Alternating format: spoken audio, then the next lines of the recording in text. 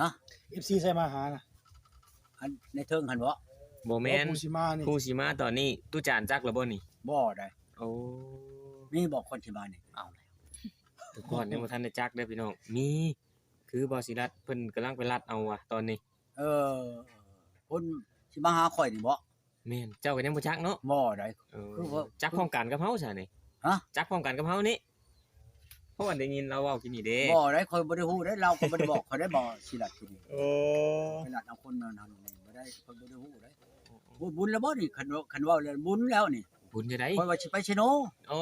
ฉันบ่เห็นเนาะบ่พอ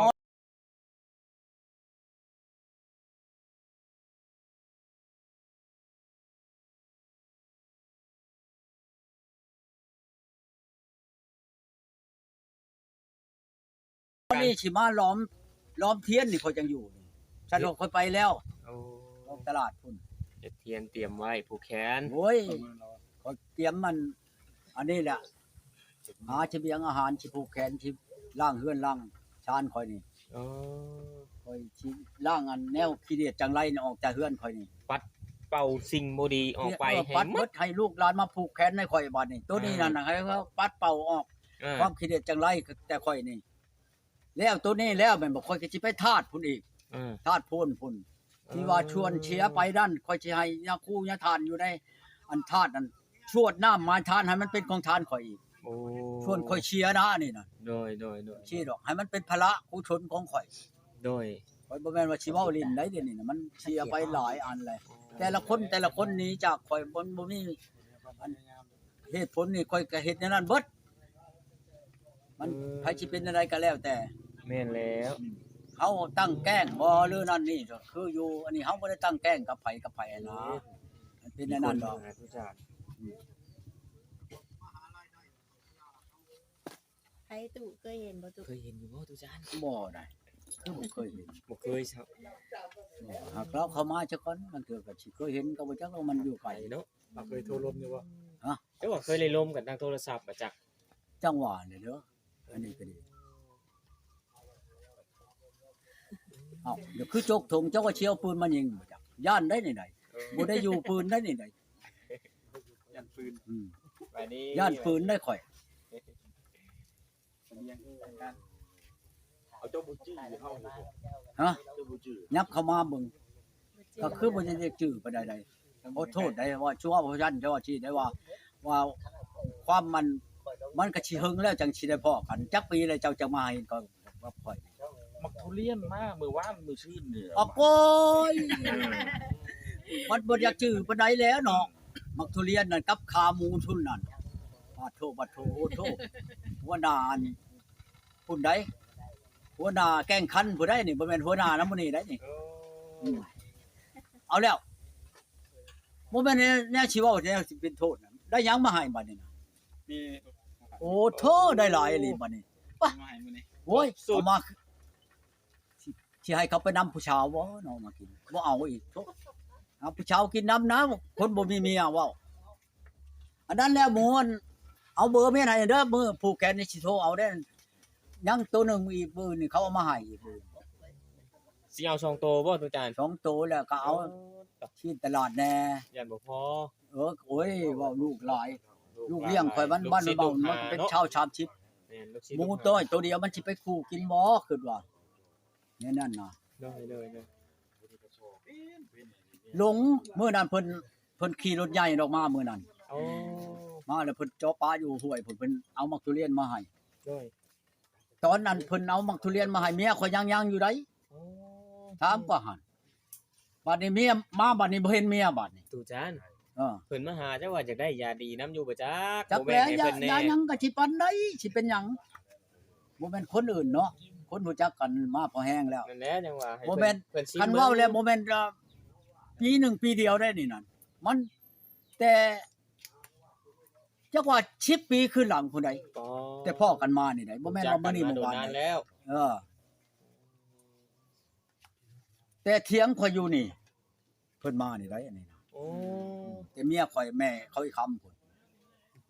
บ่แม่นนั่นได้ บัดสิจำได้เนาะตู้ มันจัง บอก บ้านนี้ ทุ ล่ะ เรียนหรือแรกเล่นบ่ อืม หรือสิทุเรียนมาฝาก เอาหวานชื่นนี่เพิ่นชื่อมักทุเรียน หน่วยทำพุนี่มาผากนี่ เอายังมาอีกบ่านี่ จักแหละ มีแต่คนแนวเอานั่นแท้ไหนตัวจาน โยจักสิได้ลูกหลานๆเนาะคนเรื่องกัน จังพอแล้วหมูตัวหนึงจังบ่พอลูกหลานลูกชิดลูกหาอยู่ใกล้อยู่ไกล ช่วยน้องนี่อันแนวที่มาผากในหัวหน้าเพิ่นนี่มานี่เบิ่งเอานี่แหละนี่บ่แม่นว่ามาชื่อๆได้นี่ไหนห้องอยู่ห้องกินมานี่เนาะเบิ่งเอามีหยังก็เบิ่งเอาเลยนี่หัวหน้าเพิ่นนี่เพิ่นมานี่เพิ่นสิขึ้นเหนือผู้ใดนี่ได้เพิ่นมาแว่นี่ซะก่อนนี่ มาแวะหา เพิ่ จาน น สิ ก่ ขึ้ อน น พุ่นเมืองพีนเมืองน้องผู้ใดนี่บ่แม่นว่าสิมาในนี่ได้นี่ชี้ได้ผ่านมานี่เบิ่งเพิ่นแนวเพิ่นพาผากเฮาก่อนนี่มักทุเรียนเพิ่นมาผากนี่ช้ำคุจักน้อยจักใหญ่แล้วนี่บัดนี้น่ะจักมันหยังก็มันหยังแล้วนี่เบิ่งเอานี่แต่เพิ่นมาผากได้นี่เฉพาะเพิ่นผู้เดียวได้นี่บ่แม่นว่าผู้นั้นผู้นี้อีกได้นี่ หลายสิ่ง ผู้ ห อื่ ลาน ยอ ต่าง ย่า หาง กได้นี่เบิ่งเอานี่บ่แม่นว่าโอ้ยจังฉันยังชีบ่ได้เพิ่นคือเห็นชาติเห็นคุณได้นี่จังเอามาผากนี่ข่อยนั่นคือเบิ่งคุณข่อยได้นี่หมู่เจ้าเพิ่นไปผากบ่มีแต่มาผากแต่ข่อยนี่ได้แน่ก็ขึ้นเบิ่งหันแล้วก็คือเห็นชาติเห็นคุณแล้วบ่จังมาผากกันนี่บ่แม่นว่า เจ้าว่าเคยได้ยาดีนะ คันว่าผากผู้คนมานั่นเบิดแล้วอันนี้นั่น เลย คันเพิ่นถือมานี่จนฮอด เอามื่อก็เด้อว่ะ สิเมื่อล่ะ เอ้าสิมื่อแล้วหลานสิมื่อเลยไหน เออ เหมือนเลย ลูกหลานเพิ่น หมอนี่มันมา สีเขา ชี้เข้าให้ โอ้หลานประตู ชี้เข้าให้แล้วมันลาอันนั้นลาเมื่อมันลูกเลี้ยง โดยอันนี้ลูกเลี้ยงในบ้านนี่แหละบ้านเดียวกันนี่แหละ อืม ก็พี่อ้ายมันนี่แหละเป็นนิ่วนั่นแล้วก็เอายอดในสวนนี่แหละไปให้กินมันออกแล้ววันนี้ลูกมันอีกก็เป็นคือกันก็ออกแล้ว เช่ามัดยาในประตู ฮะ คนมาเอายาในประตู แม่นยาเป็นนิ่วแปลว่าคนเป็นนิ่วอยู่ในท้องนั่นหมอนี่นั่นนิ่วมันพกเหี่ยวลูกเช้านั่นผู้หญิงไหนนี่มาขลังออกคนทุกคนแล้ว เป็นนิ้วนะเซามัดเนาะ ตะบนแล้วอันนี้เฉพาะในบ้านนี่ในบ้านอื่นบ่ว่าบ่นับแล้ว อืม อันนี้น่ะข่อยเว้าชื่อๆได้เด้อ ผู้ใดที่เป็นนิ้วพี่น้องเอ้ย เป็นแนวนั้น เข้ามาหา บ่ให้ ทุกจาน จะปะปาดให้เจาะมาโลด บ่ เอาป เกิน ระกันโลด ต้มบ่ตัวจาน ต้ม บ่เกิน3หม้อบ่ฮอดซับ กันค่อยหาให้นั่นว่ากี้นี่นั่นค่อยผ่านแล้วเนาะชีวังเช่าผ่านนี่แหละ เขาไปเฮ็ดช้ำหมอบ่ทันเบิดช้ำได้หาใดกินเบิดแต่ช่องหมอ เราเป็นผู้เฮ็ดยาแล้วเจ้าเป็นผัวไปขายให้เราได้เงินกันเฮ็ดเนี่ย แม่นความ เจ้าแบบนี้เมื่อวานนั้นตัวแทนส่งเจ้าไปขายให้เราบ่นี่ หลายคนได้เพิ่นอยากได้ เจ้าต้องเป็นพรีเซนเตอร์ให้เราเจ้าต้องได้เงินนั่นน่ะ โดย บ่ให้เพิ่นมาแนะมาเองเจ้าใช้ เจ้าว่าปูสิมาเอานี่ก็หลายคนแล้วค่อยว่ามื้อใดเจ้าสิมาแต่นิ่นขอความมาบอกค่อยแล้วค่อยก็สิไปหายานี่เมียนถา บ่แม่นมาแล้วจะได้เมื่อข่อยบ่ได้มีไดบ่ได้มียาอยู่นำข่อย บอกลง มี น้า แต่หวานนี่แหล้ว บอกลงน้ามันประตู ฮะ บอกลงน้าประตูไปหาเตรียมมามันบ่ บอกลูกหนาสมมุติว่าข่อยอยากได้ยานั่นอันนั้นเดี๋ยวข่อยเตรียมมาให้เจ้า โดย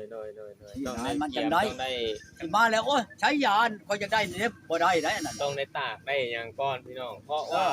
เราบ่ได้เฮ็ดขาย บ่ แบบ บ่ได้ แต่ก้อนแล้วเนาะ บ่ได้ปรุงไว้ แต่ก้อนนี่เราเฮ็ดไปเลาะขายแล้วเฮ็ดเป็นสำเร็จไว้นะ แต่ตอนนี้ต้องใช้เวลาเราปาไปโดนแล้วนะพี่น้องเอ้ย ที่จังชั้นเนาะ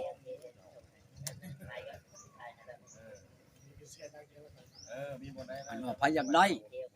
แล้วโทรมาล่วงหน้าข่อยอยากได้ยานั่นยานั้นว่าซั่นมาโลดอันนั้นได้อันนั้นบ่ยากข่อยเขียนแม่นให้เจ้า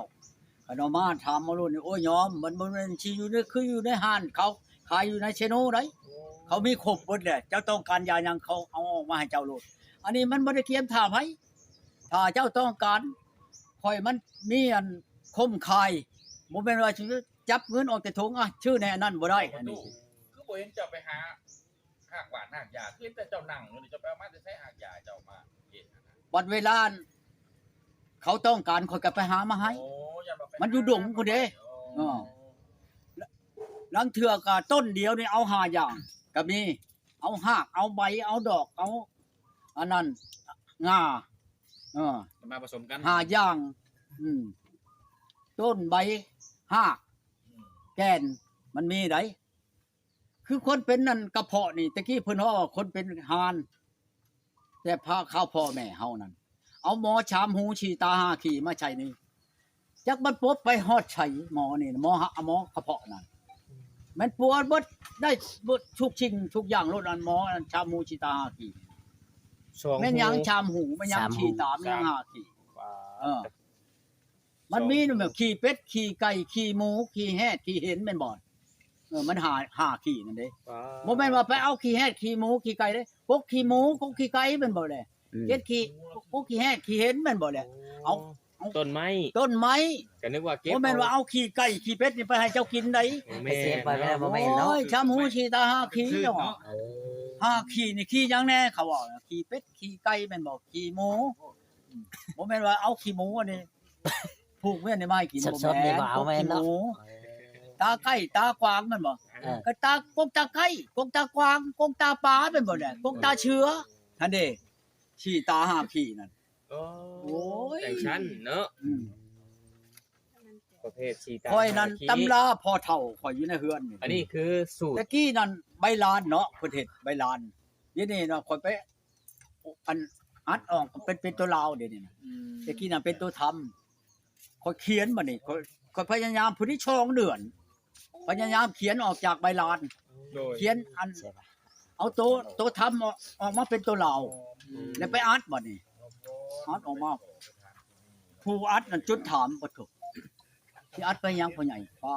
ที่เจ้าบ่จัก ตัวทำเป็นตัวลาว งอดมุ่นกลกระถาอยู่นะหั่น ออกมาเผ ผู้ ย เจ้าจะเขียนนั่นมุดดินแห้งก็ได้เด้อมา เอา โลด แล้วตูจ่า อันแปลว่าเจริญขึ้นไปเลยเชียนก้นลงนี่ลิบไปโลกพุ่นไป ว่าให้กู คือกันหมุนน้ำนี่ไปโลกผู้โลดก็ได้ คือว่าให้กูอึ้งให้ตูจ่ามันเสียนมึงนี่ ฮะ อึ้งนะแต่ก่อน จัง นี่ หวะแล้วจักเป็นหยังแล้วหากว่าพุ่นลิบลงเลยปานนี้คนอยู่นํกันไปโลกพุ่นแหละ เนาะ พอเท่าค่อยนี่วางเขตนี่แม่นเล่าและดังกว่าหมู่ ป้า ดังแล้วผู้เท่าทิศมือชื่อเราเก่งขนาดเรื่องกันควายนี่เนี่ยเราไทยนานอยู่หั่นน่ะ ค่ำเลยประมาณวัน4 โมงเนาะ อ่า ควายรถพ้นน่ะพ้นหลังแล้วมันแดดเนาะ โดย แล้วถอดเงาออกแต่หลังเรานี่แล้วพัดขนองมันโลด โดย พัดแล้วมันก็เออเพิ่งมาได้จังสิได้มาสิไปชื่อเอาชื่อเอาก็ชื่อไผมานำอันนี้บ่ไผแหละไปกันว่าบ่นั่นแล้วก็พาเมียนมือใหม่ตัวมาเฮ็ดก็ได้ชื่อเอาก็แล้วแต่โตมันยากกว่านี้แล้วก็โตมาแต่เช้าแล้วป่านนี้ ลานว่าตูจ่า หลานลูกเอื้อย โอ้ เขาของกระชานำเลยมาชี้เทียนอันเขาประชานี่แหละ เห็นยากเพิ่นก็เลยสิซื้อเอาเนาะ วันนี้มันว่าชี้ไปชื่อเอามันบ่ชี้มันมาชี้อยู่พี่เนาะคันว่าอยากเห็นนั่นมือเพลงมือเขาประชาบ่เจ้าจังมาเบิ่งโลดมันชี้น้อยหลายปานใดนี่ลูกเมียบ่มีบ่ดังบ่เฮือนนี่โอ้ยขึ้นไปเบิ่งโลดก็ได้คนเมียนเดี๋ยวนี้เมียนเบิดแหละ ลูกศิษย์ลูกหาอีกเนาะ เนาะเป็นคู่แค่แงงเข้ามาคอยอยู่น้ำมันหกในเถียงก็เมียนเบิดแหละนี่ สิได้สร้างเต้นมากลางอยู่บ่ตูจ่า ฮะ เอาเต้นมากลางบ่ บ่ได้เขาสิเอาแต่โต๊ะกับตั้งซื่อๆมานั่งมันห่มแล้วนี่นะยา มันห่มไม้หลายเนาะ ห่มไม่หลายเลยก็มันเขาบ่แม่นเฮาสิเฮ็ดเบิดมื้อเนาะแล้วแต่ลูกหลานเนี่ยโตเบิดมื้อนี่ก็ดีคันว่าเรื่องผูกแขนนี่เพิ่นก็ มีแต่ตอน ประ เช้า มาณว่า เนาะ 8-9 โมงมันก็แล้วไปแล้วแม่นแล้วว่ะผมบ่แม่นสิเฮ็ดแนวอื่นเฮ็ดผูกแขนมันกินดองยังว่าเฮางานมื้อตัวนั้นตัวนี้น่ะอันนี้บ่ค่อยก็ผูกธรรมดานี่บ่แม่นว่าผูกกับลูกกับเมียเฮ็ดแล้วก็แล้วไปนั่นน่ะ โดย มันยังดอกอันนี้ก็ดีมันยากแต่กี้ก็ว่าสิเฮ็ดกับเมียนั่นแหละเมียพัดไปก่อนแหละแล้วกับเมียบ่อยู่แล้วก็จะเฮ็ดผู้เดียวสิเป็นหยังแต่ว่ายังบ่ทันได้มื้อได้นี่ได้คันได้มื้อก็สิบอกหมู่เจ้าก่อนเอานี่นะบ่ได้ได้มื้อมันจักมื้อใด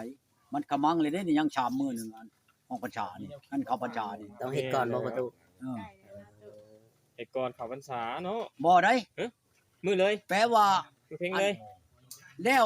เข้าพรรษาซะก่อนจักเฮ็ด โอ้ ทีหลังได้เพราะมันขมังนี้บัดนี้เพื่อเฮาสิหาอ้ายน้องมานี่จะว่าสิเข้าเมียนมื้อนี้สิเข้าไปเชโนแหละไปอันหาชื่อเอาอันสิ่งที่ว่าเฮาอยากได้หั่นแหละเป็นปึ้มเป็นชอบอเป็นแหวนเป็นมาเฮ็ดต้นเด้เมื่อข้าพเจ้านี่ได้เฮ็ดต้นได้บัดนี้ได้ โดย เฮ็ดต้นก็บ่แม่นเฮ็ดผู้เดียวได้ในลูกก็เลี้ยงหั่นแหละมาโอบอ้อมกันแค่สิแม่นจักพี่กายนี่น่ะค่อยเฮ็ดน่ะผู้นี้ได้ช่องล้านปลายได้ต้นนั่นผู้นี้ช่องล้าน6แสน โอ้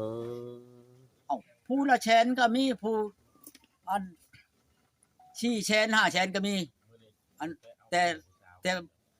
ในต้นหั่นได อืม